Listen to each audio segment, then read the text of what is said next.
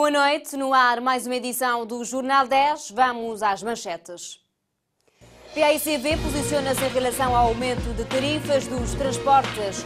Centenas de fiéis católicos rezaram hoje pelos seus defuntos no cemitério da Várzea.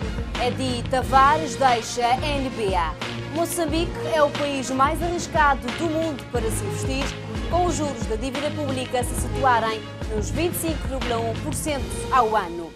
França inicia a transferência de menores da antiga selva de Calais. Síria, Rússia garantem que esforços para a solução política têm sido sabotados. Vamos ao desenvolvimento das notícias.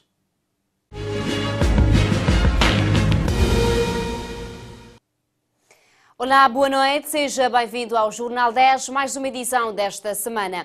A embaixadora do Senegal em Cabo Verde está de malas prontas para outras missões no Senegal. A governante avalia positivamente os anos de trabalhos em Cabo Verde, o reforço dos laços de cooperação entre os dois povos, com destaque para os setores comercial, cultural e as futuras relações económicas no domínio dos transportes marítimos.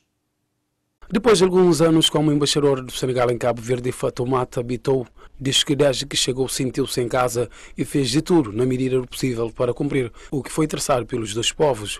A governante senegalesa revela a missão cumprida, já que as relações entre as duas nações são boas. As relações entre Cabo Verde e Senegal são excelentes. As relações começaram bem no aspecto político. Temos uma importante comunidade cabo-verdiana no Senegal. Estatisticamente, tem cerca de 30 mil cabo-verdianos no Senegal, por isso a ligação política é boa.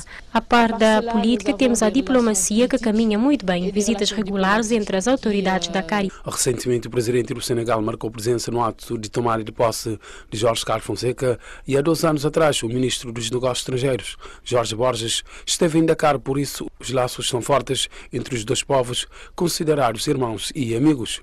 Muitos ganhos conquistados mutuamente com relevo para a futura ligação marítima. Temos como a principal questão o reforço das relações económicas entre Cabo Verde e Senegal. Como disse, tudo caminha bem acentuado no setor económico. Em 2015, organizamos uma série de trabalhos com o Ministério das Pescas dos dois países, com a assinatura de acordos também com os transportes marítimos.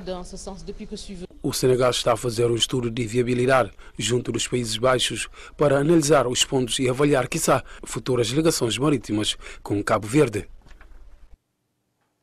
Centenas de fiéis católicos marcharam hoje na capital até ao cemitério da Várzea para assinalar o Dia dos Fiéis Defuntos e em protesto contra as mortes por assassinatos registados na praia. De acordo com as informações publicadas no jornal Infopress, o pároco de Nossa Senhora da Graça, Antônio Ferreira, conhecido por Padre Ima, afirmou que houve uma grande adesão das pessoas à iniciativa da igreja que convocou a marcha. Após a missa em honra dos defuntos, os padres das diversas paróquias da capital abençoaram com água benta as campas do cemitério, um cerimonial que, segundo o Padre Ima, condizente com o dever do pároco, que é o de acompanhar os seus paroquianos até a última morada. Sobre a marcha, disse que pretendeu chamar a atenção pela vida, que é um dom de Deus e por isso ninguém deve tirá-la. Desde o século II, alguns cristãos rezavam pelos falecidos, visitando os túmulos dos mártires pelos que morreram. O Dia dos Fiéis Defuntos ou Dia de Finados, conhecido ainda como Dia dos Mortos, é celebrado pela Igreja Católica no dia 2 de novembro. O Festival do Milho, que acontece anualmente na barragem de Poilão, no município de São Lourenço dos Órgãos, no dia 1º de novembro, vai ter um novo figurino a partir do próximo ano, anunciou o edil local, que faz saber que o festival vai passar a juntar todos os municípios da Ilha de Santiago. O edil dos órgãos anunciou em declarações à Tiver que a festa do milho vai passar a ter um novo figurino numa perspectiva de envolvimento de todos os municípios de Santiago. Carlos Vasconcelos observou que para este ano ainda não foi possível fazer alterações devido ao pouco tempo de gestão na autarquia. Acabamos de entrar na Câmara Municipal, não houve tempo para fazer grandes mudanças, mas pensamos que para o próximo ano já vai haver mudanças em termos organizacional e também vamos dar um novo configurino a esta festa. Estamos a falar em juntar todos os municípios da Ilha de Santiago à volta deste evento. Queremos tornar esta festa uma festa da Ilha de Santiago, onde vamos envolver a Associação dos Municípios da Ilha de Santiago, todas as câmaras municipais. Esta abertura às demais autarquias da ilha, explica o edil dos órgãos, visa dar mais ênfase ao Festival de Milho, que na edição deste ano já contou com a parceria de delegações da agricultura no interior de Santiago. De certeza que o milho não faltou hoje, devido à cooperação que tivemos com outros municípios a nível da delegação do Ministério da Agricultura, nomeadamente da delegação de Santa Catarina, da delegação de Calheta e do Tarrafal também, e algumas zonas altas aqui no Conselho também forneceram milho aos vendedeiros aqui, por isso o milho é que não faltou nesta festa de hoje. Gostou da dinâmica que viu? O negócio funcionou? Com certeza. Centenas de vendedeiros participaram neste evento, dinamizou a economia local, não só as feirantes que estiveram aqui no local de barragem, mas sim em todo o concelho. Há pessoas que não chegaram às mediações da barragem, mas ficaram no interior do concelho a consumir e a deixar algum rendimento às famílias no interior. A festa do milho, observou Carlos Vasconcelos, tem várias dimensões e reúne no mesmo perímetro vários gostos, sabores, estilos e ritmos. Em 2017, a festa será reformatada precisamente para ter mais e maior abrangência. O PAICV deu uma conferência de imprensa hoje para um posicionamento sobre o aumento das tarifas dos transportes. O Partido Africano para a Independência de Cabo Verde mostrou a sua preocupação em relação à recente proposta de alteração das tarifas dos transportes marítimos interilhas, colocada à consulta pública pela Agência Marítima e Portuária, AMP, que prevê aumento superior a 50%, tanto no transporte de passageiro como no de mercadorias. Nuias Silva, membro da Comissão Política Nacional, diz que esta alteração veio juntamente com o aumento das tarifas de água e eletricidade, que são os bens essenciais. Este ato não está coerente com as promessas feitas pelo partido do governo durante a campanha, acrescenta. Este anúncio, aumento das tarifas num setor estratégico para o país, como é o caso do setor marítimo, vem se juntar aos aumentos que já ocorreram das tarifas de água e da eletricidade, que são bens de primeira necessidade. O MPD prometeu aos cabo-verdianos, durante a campanha eleitoral e no seu programa de governo, políticas públicas ajustadas que protejam as famílias cabo-verdianas e que potenciem a competitividade das nossas empresas, tendo-se comprometido, nomeadamente, a promover as reformas nos setores estratégicos para a economia nacional numa filosofia de business friendly. Silva adiantou que depois das eleições e para a infelicidade dos cabo-verdianos, assiste-se a uma postura completamente contrária daquilo que foi a promessa do MPD.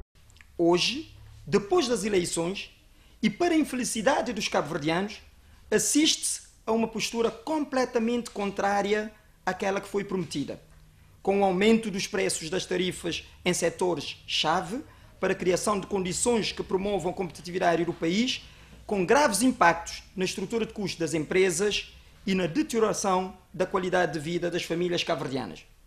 Hoje, com os aumentos dos custos da água e energia, que são fatores de produção, as empresas de uso intensivo desses bens estão menos competitivas que há 6 meses.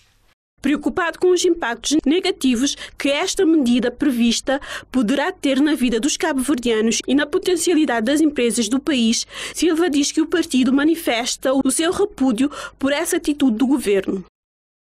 O PAICV vem por este meio manifestar o seu profundo repúdio pela forma como o governo do MPD vem se posicionando sobre questões essenciais da vida nacional e assegura a todos que continuará atento.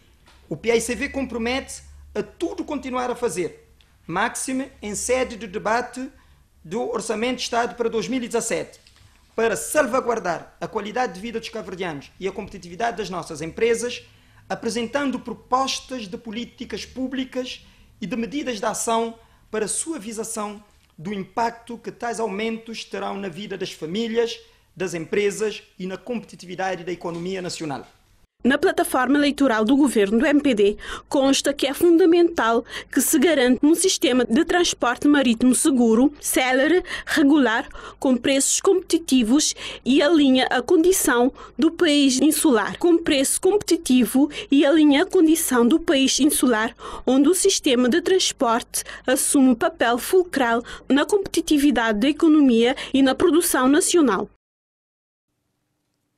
Os eleitos municipais do PAICV na Praia alertam para a reposição da legalidade na constituição da nova equipa camarária. Aproveitaram uma conferência realizada hoje para mostrar a sua preocupação relativamente à forma que se tem estado a exercer a autoridade municipal perante os permanentes focos de ocupação informal de determinados espaços públicos.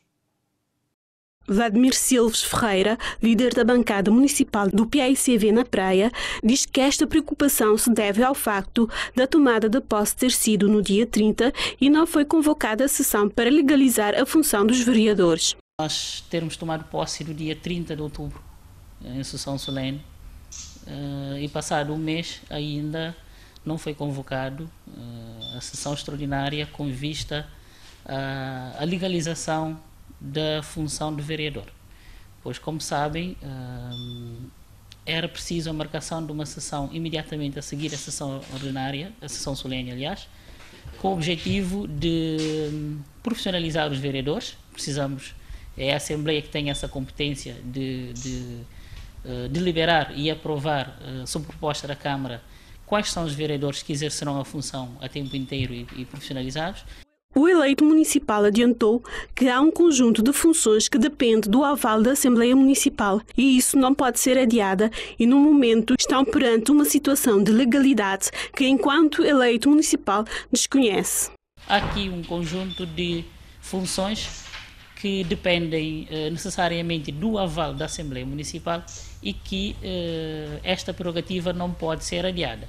Portanto, estamos perante uma situação de legalidade. Nós, enquanto eleitos municipais, desconhecemos o que é que estão a fazer cada vereador, que funções estão efetivamente a exercer e, se o estão a exercer sem o devido aval da Assembleia Municipal, incorrem a ilegalidade. Por isso, podíamos também deixar aqui alguns exemplos. A tabela salarial dos vereadores é definido pela Assembleia Municipal e é aprovado pela Assembleia Municipal, não é? E demais funções que estão a elas relacionadas. Silves Ferreira adiantou que está também preocupado com as atitudes dos agentes municipais e a forma como estas autoridades municipais têm agido na cidade. Que é a forma, o exercício que se tem exercitado a autoridade municipal aqui na nossa cidade, não é?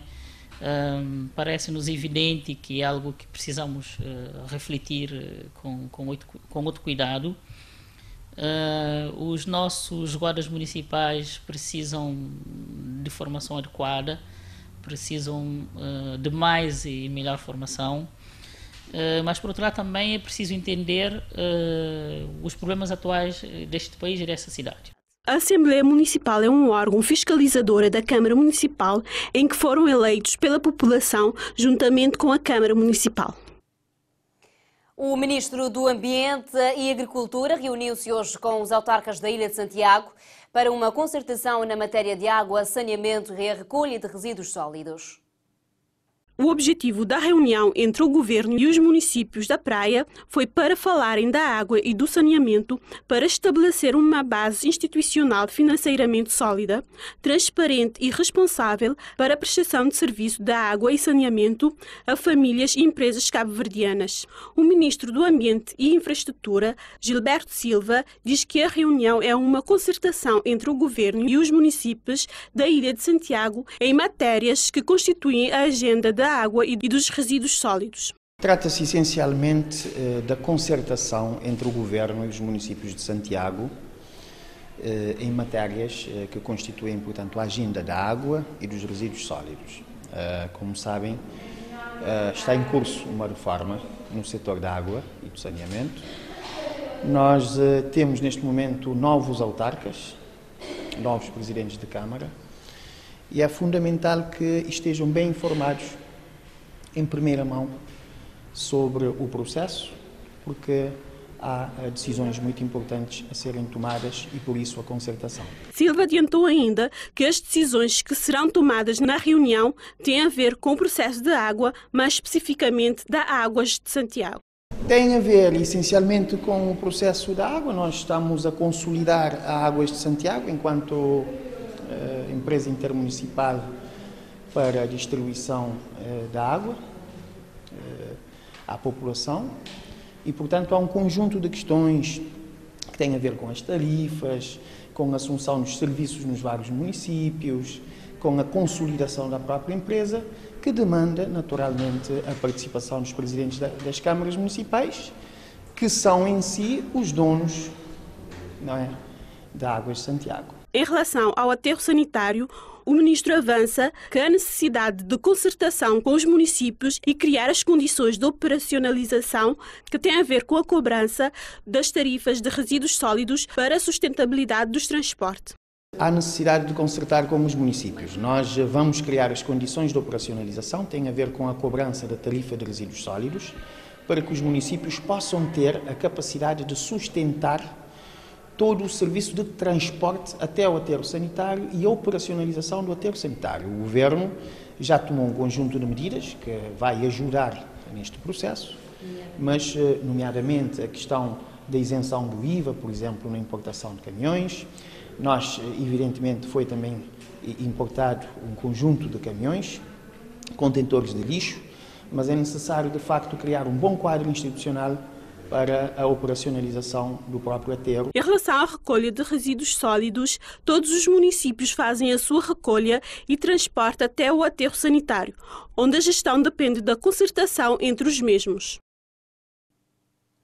A marca Tubarões Azuis, que representa a Seleção Nacional de Futebol, vai ser adotada por todas as seleções nacionais, independentemente das modalidades. A partir de 1 de novembro deste ano, Tubarões Martelo, como é conhecida a seleção de basquetebol, Tubarões Tigres, a seleção de handebol e Tubarões Voadoras, a equipa nacional de voleibol, passaram a ser apelidados por um único nome, Tubarão Azul. A proposta foi aprovada pelo Conselho Nacional do Desporto, que também aprovou a proposta de Estatuto de Atleta de Alta Competição, que irá permitir melhores condições de treino aos referidos atletas. Em relação à marca Tubarões Azuis, todos os membros das entidades ligadas ao desporto concordaram com a harmonização da marca, ou seja, que todas as seleções nacionais passam a ser Tubarão Azul e a apresentarem-se como uma marca de Cabo Verde.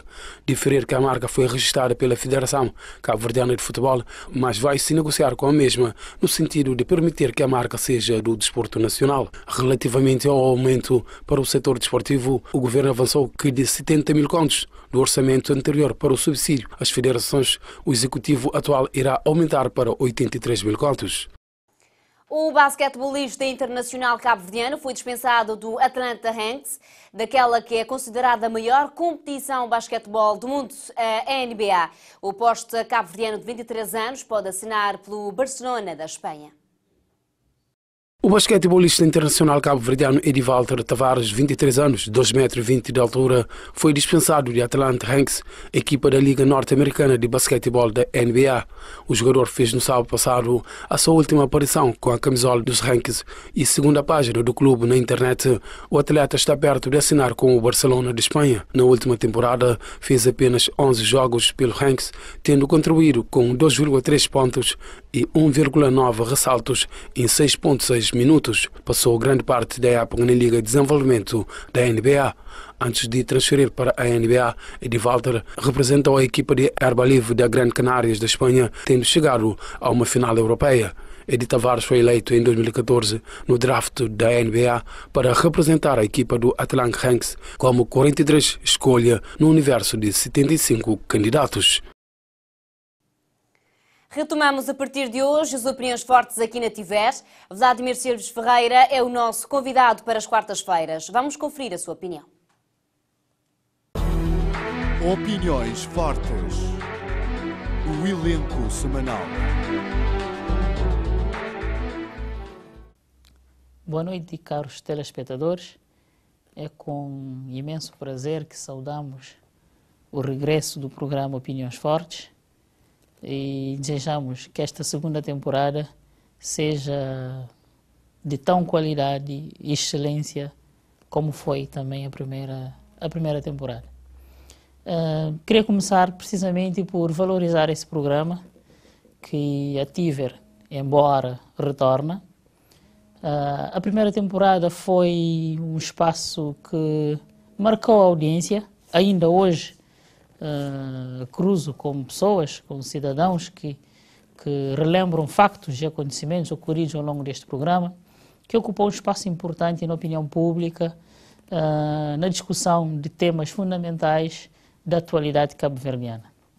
Lembro-me que por cá passaram excelentes comentadores, o Sr. Pastor Adérito Cides Ferreira, o Sr. Advogado Dr. David Afra Armada, o Deputado Dr. Miguel Monteiro, o economista José Luís Neves, portanto, várias figuras da cena política, social e religiosa cabo-verdiana deram brilho a este espaço com a sua opinião sincera, fundamentada e que já tinha consolidado uma audiência nesta televisão que é a TIVER. A TIVER, com este programa, ocupa um espaço que eu considero que é um espaço de cidadania e um espaço de formação da opinião pública e diria até que é um verdadeiro serviço público, passe o termo, e que fazia falta. Portanto, bem haja o retorno do programa Opiniões Fortes a este espaço e a esta televisão de referência que é a TIVER. Para esta segunda temporada, vamos continuar a privilegiar os temas nacionais, a política cabo-verdiana, a cultura, o desporto, quando for necessário, mas claro que darei um enfoque sempre, um enfoque privilegiado à vida económica, social e política deste país. Também, paralelamente, estarei com uma atenção especial à cidade da Praia, porque também, enquanto eleito municipal e enquanto munícipe desta cidade, procurarei trazer sempre para este espaço as questões essenciais da governação local e os grandes problemas que esta cidade atravessa, mas também estarei trazendo temas do mundo associativo, da cidadania, da investigação e da pesquisa, que são áreas que o país também tem procurado dar um salto qualitativo. Há um investimento grande a nível da formação, da capacitação, do aumento das ofertas formativas. Portanto, enquanto um dos ocupantes deste espaço, estarei, na medida do possível, o mais atento possível às questões sociais, económicas e políticas, e penso que nesta segunda temporada também estaremos abertos via e-mail e via redes sociais para recebermos o feedback dos telespectadores, sugerindo também temas, sugerindo questões, criticando o nosso posicionamento, dando propostas alternativas em termos de interpretação daquilo que são os fenómenos sociais e culturais ou políticos que vamos acompanhando. Ou seja, é possível tornar esse espaço Opiniões Fortes ainda mais interativo, abrindo a um diálogo e a uma interação com os telespectadores que permita que este programa ainda ganhe mais qualidade para além do que já tem. Portanto, eu, Vladimir Cides Ferreira, enquanto um dos participantes desse programa, estarei disponível a ouvir a vossa opinião e a partilhar aqui neste espaço também aquilo que é a visão da população, aquilo que é a perspectiva dos munícipes, dos cidadãos de Cabo Verde de uma forma em geral. Como primeiro tema que trago aqui para discussão é uma petição em relação à qual eu mesmo sou um dos promotores, que lançamos, eu e um grupo de amigos, recentemente nas redes sociais, que é a petição com vista a uma discussão à volta do alargamento do período de licença materna e do período de licença paterno em relação aos pais a quando do nascimento dos filhos. Ora, qual é o quadro atual? As razões de fundo de termos lançado essa petição e solicitado e sensibilizado os cidadãos cabo-verdianos a assinarem essa petição com vista ao alargamento do período de licença de maternidade e paternidade. O quadro atual é o seguinte: nós, um pai ou uma mãe, começaria pelas mães, quando o nascimento dos filhos, tem direito legal a apenas 8 semanas de licença laboral, ou seja, o equivalente a mais ou menos 2 meses. Ora, por outro lado, um pai, a quando do nascimento do seu filho, tem direito a apenas 1 dia. As mães, após os 2 meses de licença de maternidade, podem ainda, durante os próximos meses, até completar 6 meses, têm direito a 45 minutos durante o período laboral para, supostamente, irem à casa amamentar os seus filhos. Ora, o quadro legal atual é, diria, muito injusto, muito desenquadrado com aquilo que são os objetivos do próprio país em termos de melhoria das condições de maternidade, das condições de exercício da paternidade, das condições de crescimento saudável dos filhos. Para além destas questões que é caro ao país, o nosso país também está completamente desarticulado e desenquadrado com aquilo que são as orientações internacionais. Ou seja, a Organização Internacional do Trabalho, a OIT, recomenda, no mínimo dos mínimos, 14 semanas de licença de parto para as mães, e a OMS, a Organização Mundial da Saúde, recomenda 6 meses de aleitamento materno exclusivo. Ou seja, durante 6 meses uma criança não pode beber água, não pode comer nada, tem que se limitar única e exclusivamente em termos de alimentação da mãe. Depende unicamente do leite materno. Ora, há um grande incentivo do Ministério da Saúde e das organizações internacionais com vista a que as mães em Cabo Verde adotem esse princípio para o bem da saúde dos seus filhos. Entretanto, a lei laboral vai completamente contrária a esse princípio, ou seja, não dá as condições necessárias. Uma mãe que regressa ao trabalho após 2 meses após o parto não está seguramente em condições de garantir com toda a segurança que o seu filho estará devidamente alimentado. Por outro lado, nós também temos desenvolvido uma campanha intensa a favor de uma paternidade responsável.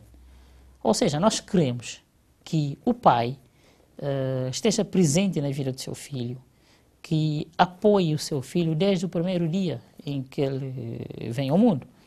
Mas, ao mesmo tempo, paradoxalmente, a nossa lei laboral oferece, entre aspas, ao pai, concede ao pai apenas 1 dia de licença. Ora, achamos que não faz muito sentido e esta petição propõe o quê? Propõe um alargamento para as mães de 2 meses para 4 meses de licença e do pai de 1 dia para 15 dias.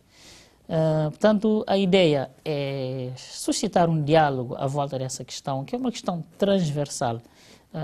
Uma alteração legislativa nesse sentido dará às mães uma outra condição de exercício do seu papel de mãe, dará às crianças outras possibilidades de estarem melhor alimentados, libertará os avós, os irmãos mais velhos que e muitas vezes são obrigados a colaborar de uma forma mais exigente nos cuidados parentais com as crianças recém-nascidas.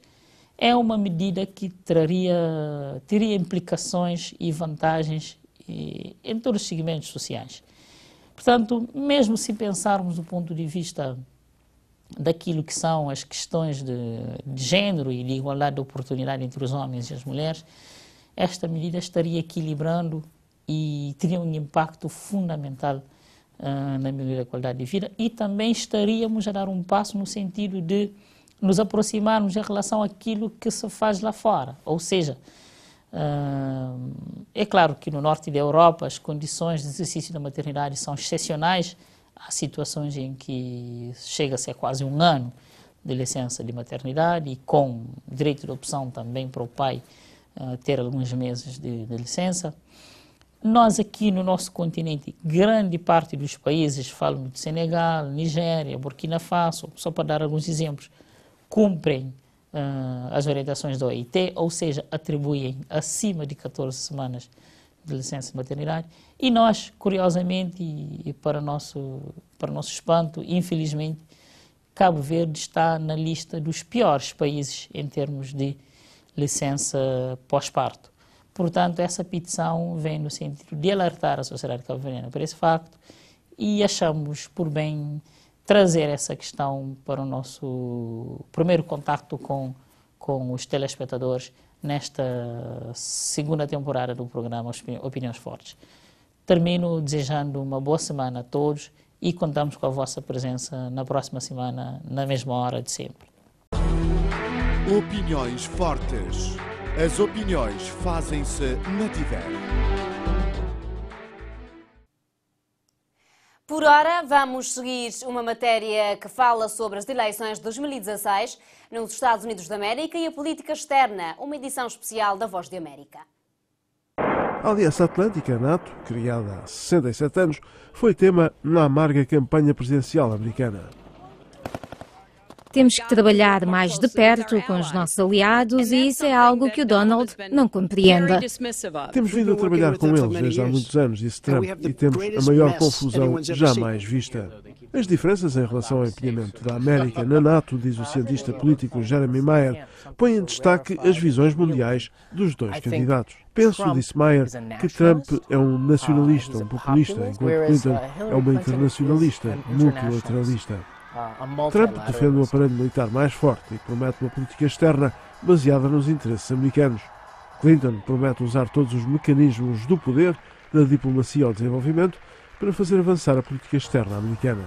Esse contraste de posições levou a divergências acerca da política para com adversários, tais como a Rússia. Eu não conheço o Putin, disse Trump. Acho que seria bom darmos bem com a Rússia para lutarmos juntos contra o Estado Islâmico. Quanto a Hillary, Clinton tem uma atitude mais firme. Fiz frente à Rússia, já enfrentei o Putin e outros e faloei como presidente. Os dois candidatos discordam também acerca do acordo nuclear com o Irão. Trump considera-o como um mau negócio para os Estados Unidos. Clinton diz que ele travou o programa nuclear de Teherão. No que diz respeito a derrotar o Estado Islâmico no Iraque e na Síria, uma questão importante para os americanos, as divergências são bastante claras. Eu não gosto de Assad, disse Trump. Mas Assad está a acabar com o Estado Islâmico. A Rússia e o Irão também estão a acabar com ele. E só apareceram por causa da fraqueza da nossa política externa. A Rússia não quer saber do Estado Islâmico, quer manter Assad no poder. Quando era secretária de Estado, defendi e continuo a defender uma zona de exclusão aérea.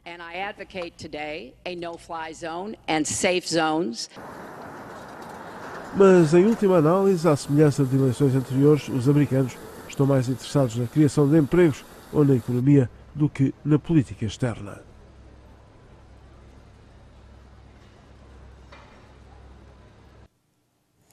As eleições começam nesta terça-feira, dia 8 de novembro. Da América para a África, vamos conhecer as manchetes deste nosso continente. África do Sul multiplicam-se protestos em Pretória, exigindo ao presidente Jacob Zuma que se demita por entre alegações de corrupção. A Costa de Marfim, apesar do boicote, uma maioria aprovou a nova Constituição no referendo teve lugar no fim de semana. O Sudão do Sul, inquérito das Nações Unidas, diz que capacetes azuis não responderam aos ataques contra civis por parte de tropas governamentais em Juba. Benin, homem de negócio político Sebastián Adjovan, foi detido sob suspeita de narcotráfico depois de terem sido encontrados 8 quilos de cocaína pura num porto. África do Sul, o juiz ordena a publicação do relatório sobre a família Gupta, alegando que o presidente Zuma deu a esta família amiga influentes cargos ministeriais.